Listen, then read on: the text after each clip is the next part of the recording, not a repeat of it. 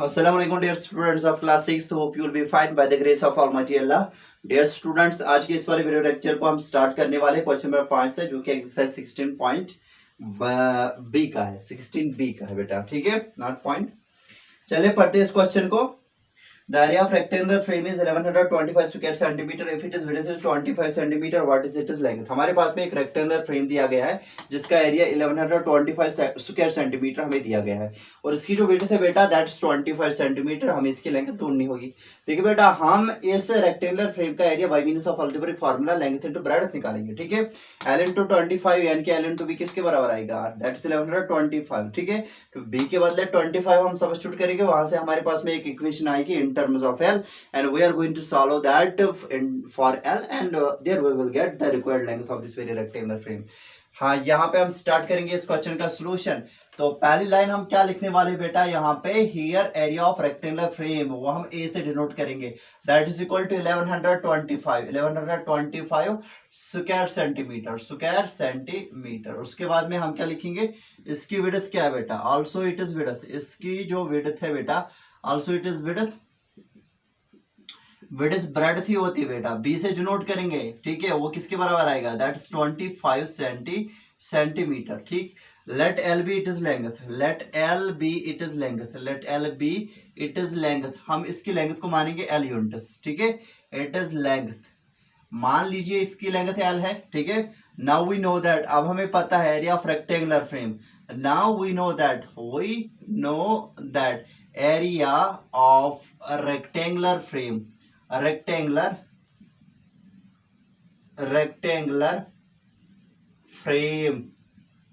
वो किसके बराबर आएगा sir, that will be equal to area of rectangle, that is L into B, okay.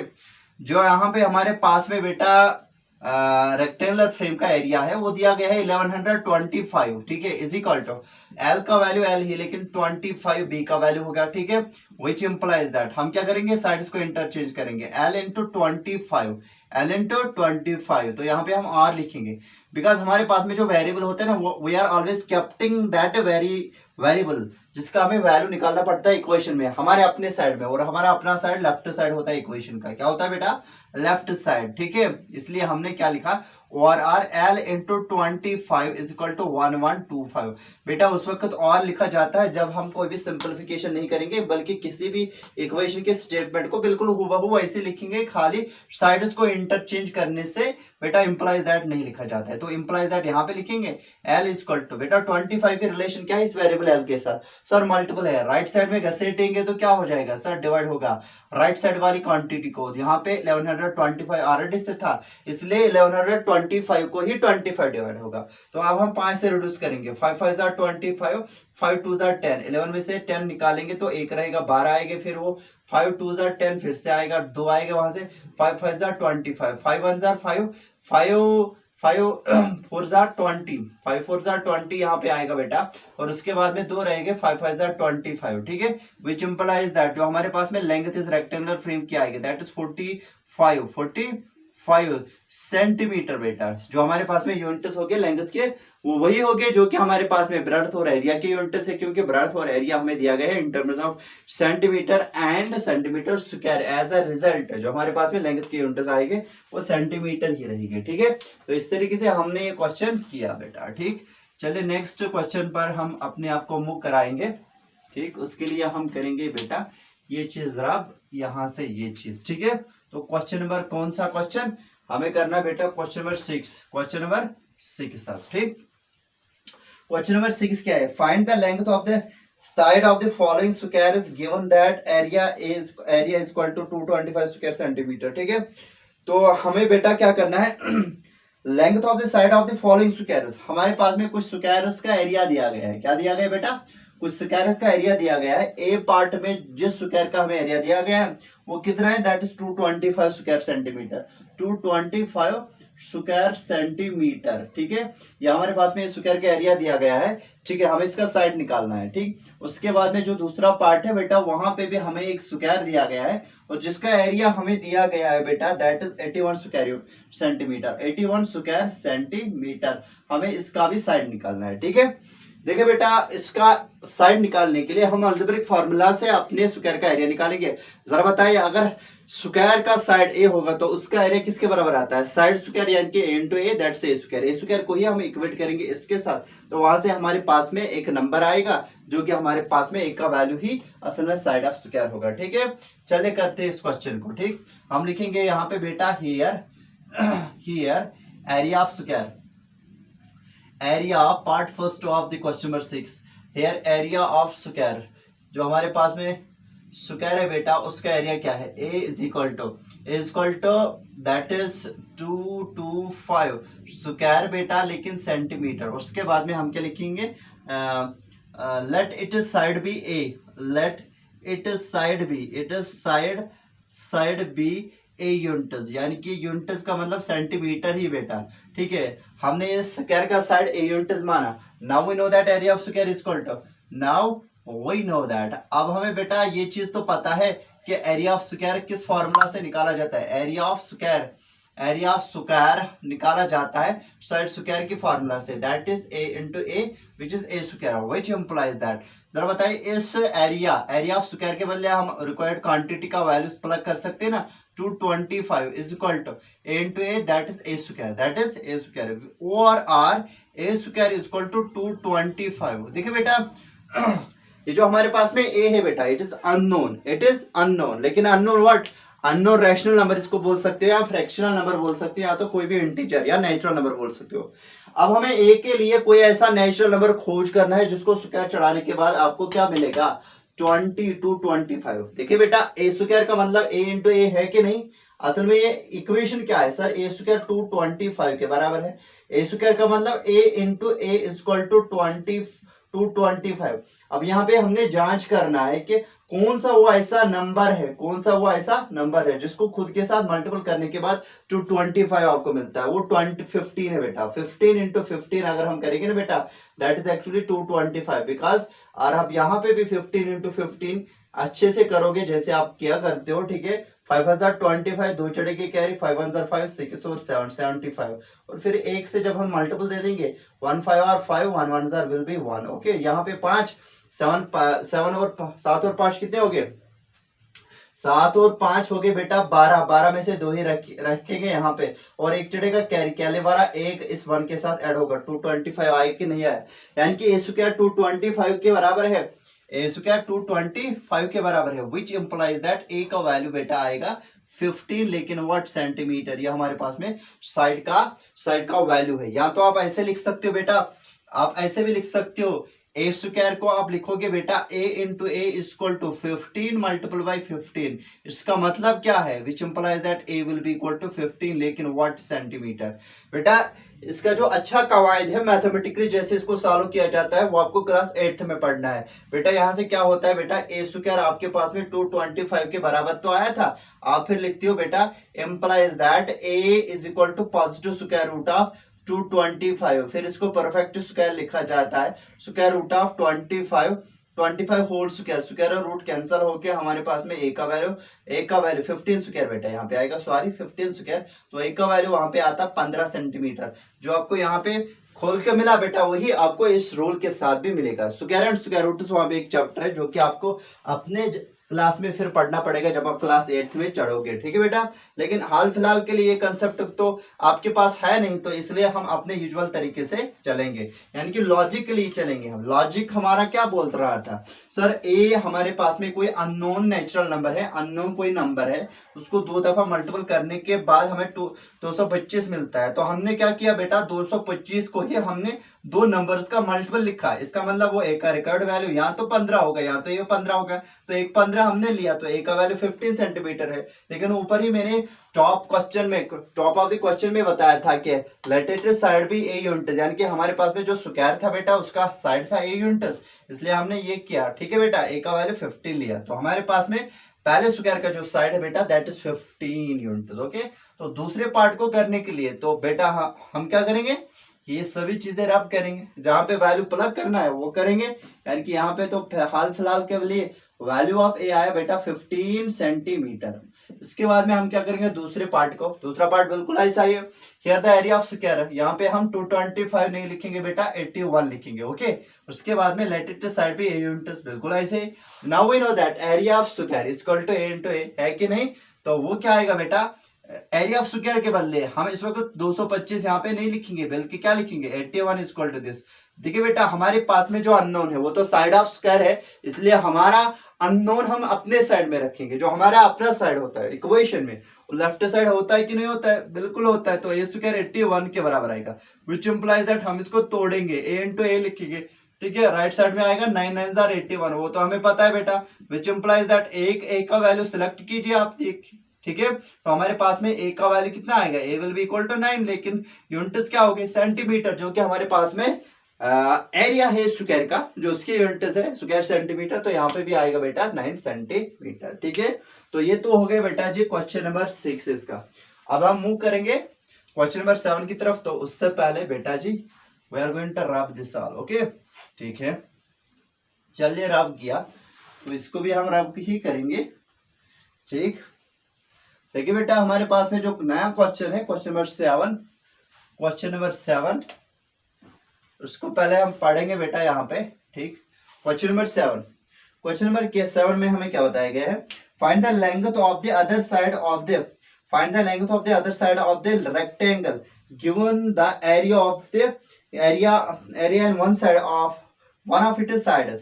देखिए बेटा हमारे पास में रेक्टेंगल दिया गया है, रेक्टेंगल में हमने अदर साइड की लेंथ ढूंढनी है, अदर साइड की लेंथ ढूंढनी है। ठीक है, तो एक साइड दिया गया है और इसका एरिया दिया गया है। ठीक है, पहले पार्ट में हमें दिया क्या गया है, पहले पार्ट में हमें दिया गया है कि हमारे पास में जो रेक्टेंगल है उसका जो एरिया है 6750 स्क्वायर सेंटीमीटर है। ठीक है, दैट इज 6750 स्क्वायर सेंटीमीटर। और इसका एक साइड मतलब रेक्टेंगल के दो ही साइड्स होते हैं कि नहीं होते? बिल्कुल, हमारे पास में उसकी लेंथ होती है और ब्रेड्थ होती है। ठीक है, हमें लेंथ ऑफ अदर साइड ढूंढनी है, लेकिन इसके एक साइड की लेंथ दी गई है और इसका एरिया दिया गया, एरिया तो दिया गया हाल फिलहाल के लिए 6750 स्क्वायर सेंटीमीटर। और जो बेटा इसका साइड है, इसका एक साइड है दैट इज 75 सेंटीमीटर, 75 सेंटीमीटर ये दिया गया है। फिर से भी बता रहा हूं, find the length of the other side of the rectangle given the area and one of its sides. ठीक है, हमारे पास में एक रेक्टेंगल दिया गया है जिसका एरिया का वैल्यू है 6750 और इसके एक साइड की लेंथ है 75 centimetre. We are going to find और we are being asked in this very question to find out the length of its other side. ठीक है, अदर साइड जो होगा बेटा, यहाँ तो अगर हमने लेंथ मान ली बेटा 75 सेंटीमीटर, ओके, तो ब्रेड्थ निकालनी पड़ेगी। हम क्या करेंगे, रेक्टेंगल का एरिया हम कैसे निकालते हैं, लेंथ इनटू ब्रेड्थ फॉर्मूला से, वही फॉर्मूला हम इस गिवन एरिया के साथ इक्वेट करेंगे। वहां पे इक्वेशन सबको सॉल्व करने के बाद हमारे पास में दूसरे साइड के इस रेक्टेंगल के लेंथ मिलेगी। ठीक है, चले करते हैं इसका सोल्यूशन स्टार्ट। पार्ट नंबर 1 इस क्वेश्चन का, क्वेश्चन नंबर 7 का।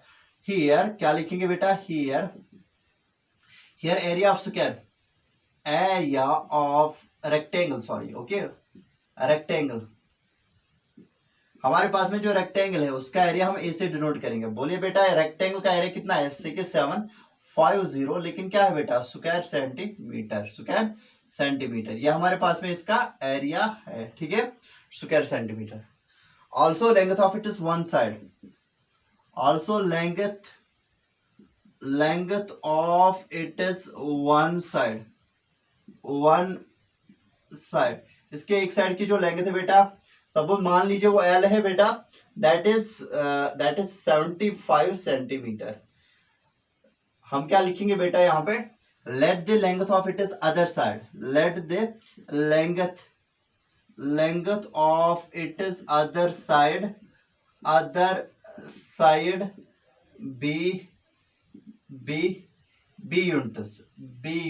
ठीक है, बी यूनिट्स। ठीक है, यानी कि दूसरे साइड की जो लेंथ हमने बताई वो बी यूनिट्स है, यानी कि ब्रेड्थ हमने मानी। ठीक है, नाउ वी नो दैट, अब हमें पता है, now we know that area of rectangle is equal to area of area of rectangle is equal to rectangle is equal to that is length into breadth. Okay, देखिए जो हमारे पास में area of rectangle दिया गया है that is 6750 is equal to length. ठीक है, लेंथ का वैल्यू हमने मान लिया कि वो 75 है, तो ब्रेड्थ का वैल्यू बी ही रखेंगे। ठीक है, फिर से इक्वेशन बन गई, तो अननोन राइट साइड में है, हम क्या लिखेंगे यहाँ पे बेटा और, क्योंकि कोई भी सिंप्लीफिकेशन यहाँ पे हम नहीं कर रहे हैं। That is 75 into b is equal to 6750 which implies that value of b will be equal to 6750 और डिवाइड में आएगा बेटा 75। आई बात समझ में?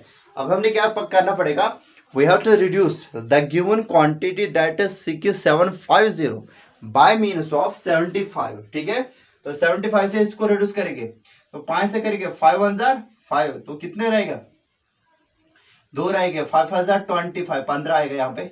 ठीक है, यहाँ से भी 5 से ही रिड्यूस करेंगे हम इसको, 5 1 5, एक रहेगा यहाँ पे, वो 17 आएंगे, 5 3 15, तो वहां पे 2 रहेंगे, 5 5 25, तो 0 आएगा बेटा। इसको रिड्यूस करने के बाद 1350 आएगा हमारे पास में, 5 3 15 आएगा डेफिनेटली, और 5 2 10 आएगा यहाँ पे, 5 2 10, तो 3 रहेगा यहाँ पे 35, 5 7 35 आएगा और 0 आएगा यहाँ पे, तो 3 1 3 3 9 27, तो 90 आएगा यहाँ पे।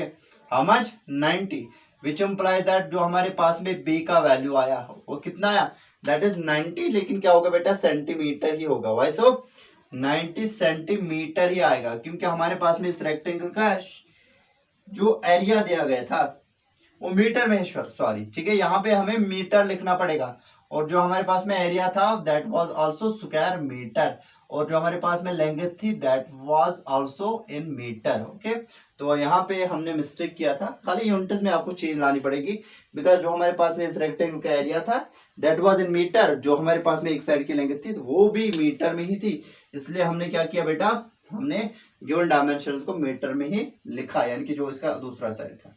अब इसका जो दूसरा पार्ट है बेटा, उसमें हमें क्या दिया गया है, फिर से यही चीजें दी गई है।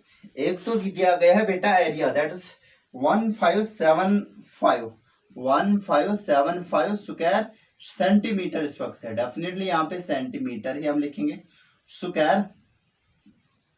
Square centimeter. ठीक है, 1575 स्क्वायर सेंटीमीटर हमारे पास में हमारे रेक्टेंगल का एरिया है। ठीक है, और उसके एक साइड की लेंथ जो है बेटा 45 इस वक्त है, 45 सेंटीमीटर डेफिनेटली। ठीक है, हमें बताना पड़ेगा इसकी दूसरे साइड की लेंथ क्या है, उसके लिए हम क्या करेंगे बेटा, यहाँ पे वे वैल्यूज क्या करेंगे, रब करेंगे। ठीक है, तो यहाँ पे हम क्या लिखेंगे, here area of rectangle is equal to, this time it is 1575, लेकिन क्या आएगा, स्क्वायर सेंटीमीटर लिखेंगे। ठीक है, स्क्वायर सेंटीमीटर ही लिखेंगे, square centimetre. Also length of it is one side. ठीक है, एल मानेंगे, और 75 नहीं बेटा बल्कि क्या है 45 meter. Let the length of it is other side भी बी यूनिट्स, डेफिनेटली यही आएगा यहाँ पे। Now we know that area of rectangle is equal to l into b, बिल्कुल। ठीक है, तो यहाँ से हम क्या करेंगे बेटा, इसको रब करेंगे, क्योंकि यहाँ पे हमारे पास में जो वैल्यू दूसरा आएंगे उनको प्लग करना पड़ेगा अलग से, तो इसलिए हम क्या करेंगे, यहाँ पे ये सभी चीजें रब कही मैंने। उसके बाद में हम क्या लिखेंगे, area of rectangle that is 1575 is equal to l into b आएगा ना बेटा, जो लेंथ है that is 45, is it that, okay, because 45 थी हमारे पास में एक साइड की लेंथ, तो हमारे पास में जो अननोन है राइट साइड में, तो और लिखेंगे, खाली इंटरचेंज इस इक्वेशन के साइड्स को करेंगे। 45 इंटू बी आएगा बेटा 1575, ओके, डेफिनेटली ये आएगा। तो बी का वैल्यू हमारे पास में आएगा 1575, तो जो हमारे पास में मल्टीपल वाला नंबर 45 था वो तो डिवाइड होगा राइट साइड की क्वांटिटी को। ठीक है, तो 5 से फिर से करेंगे, 5 9 45, 5 3 15, ठीक है, 5 1 5, और यहाँ पे 2 रहेंगे, 5 5 25, फिर से भी बता रहा हूँ, 5 3 15 आएगा, फिर 7 रहेंगे वहां पे, 5 1 5 आएगा, तो 2 रहेंगे, 5 5 25। ठीक है, 3 से 3 3 9 बेटा, 3 1 3 3 1 3, उसके बाद में क्या रहेगा वहां पे, वो 11 बन जाएगी, वो 11 बन जाए, बिकॉज एक यहाँ पे रहा, तो वो 11, वो 1 के साथ 11 बनाएगा। ठीक है, 5 किससे होगा, 5 2 10, ठीक है, एक रहेगा 5 3 15, फिर से 3 से 3 1 3 3 4 12, और 3 4 jar 12, 3 1 jar 3, that is 40 30 is 35 और समथिंग एल्स। फिर से आप देखिए रिड्यूस कैसे हो जाएगा।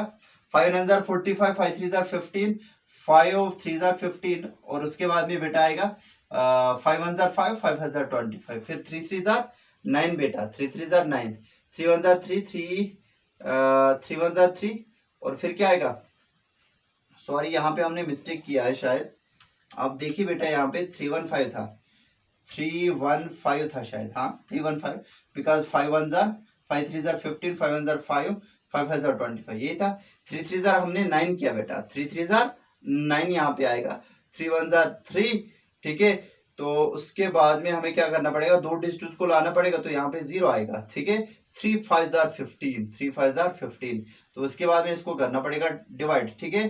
तो 3 1 जार 3, 3 3 जार 9 आएगा, 3 5 जार 15, that will be 35 centimeter. It implies that value of b will be 35, लेकिन व्हाट सेंटीमीटर, यानी कि हमारे पास में इस रेक्टेंगल की जो लेंथ है, दूसरे साइड की जो लेंथ है बेटा, that is 35 centimetre. Hope you understood it बेटा। नेक्स्ट वीडियो लेक्चर में हम लास्ट के इसके 2 क्वेश्चंस करने वाले हैं।